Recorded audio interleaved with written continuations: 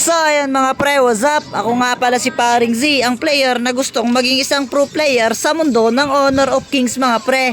Hindi lang basta normal na pro player, gusto ko pang maging isang top 1 na pinakamalakas na pro player sa mundo ng Honor of Kings mga par. Kaya sa video na to, samahan nyo akong mangdurog sa katapat ko dito sa Clash Lane mga par.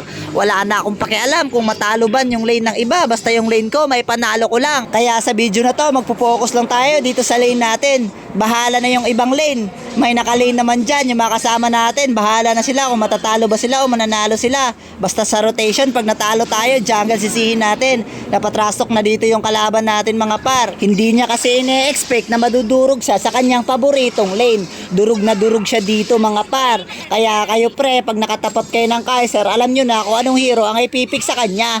Ano yung counter sa kanya. Pero depende lang talaga to sa mastery ng hero. Pero alam niya kasi par, hindi talaga siya mananalo dito kasi future pinakamalakas na pro player ang kalaban niya sa class lane. Kaya madudurog siya dyan ng paulit-ulit mga par. Kung nakikita nyo dyan, nakapokus lang ako dito kung paano natin may panalo yung lane. Pero hindi lang yan yung gagawin natin sa video na to. Kundi tutulong din tayo mga par sa mga kasama nating nangangailangan ng tulong. Ganyan yung mga pro player, yung mga future pro player, tumutulong talaga yan sa ibang lane para may panalo. Kailangan natin talagang mag-practice kasi nga malalakas yung mga kalaban na pro player dito sa Honor of Kings. Alam kong hindi madali ang aking pangarap pero susubukan natin kahit gaano man yan kahirap, basta tayo may sipag at tiyaga, kayang-kaya natin talagang mabuhat yung buong bansa. Tayo magiging isang pinakamalakas. Walang makakatakas talaga pag nabanggaan natin talaga yan. Kailangan lang talaga natin ng practice ng buong magdamag, buong oras, buong maghapon. Kung nakikita nyo dyan, wala naman talagang nagagawa yung mga kalaban dito.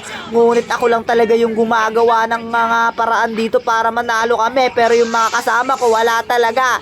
Hindi ko alam kung paano nangyari to. Siguro pagsubok lang talaga to upang makamit natin ang ating pangarap. Matalo man o manalo, basta man natutunan tayo, it's all goods in the hoods na yan. Nahihirapan talaga ako dito kasi ako lang talaga gumagawa ng mga trabaho ko. Pero yung mga kasama natin, kahit yung jungle natin, kahit na isang objective, wala man lang nakuha. Ayaw pa mag-objective, kaya ako dito ay nai-stress na.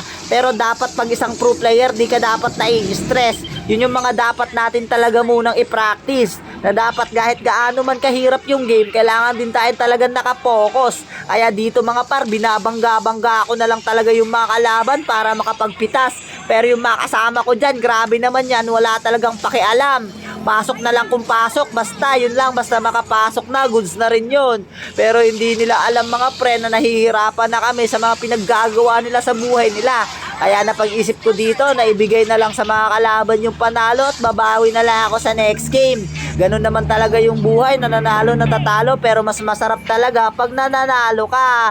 Kaya better luck next time, bawi na lang tayo, yung future pro player nyo, babawi na lang sa susunod.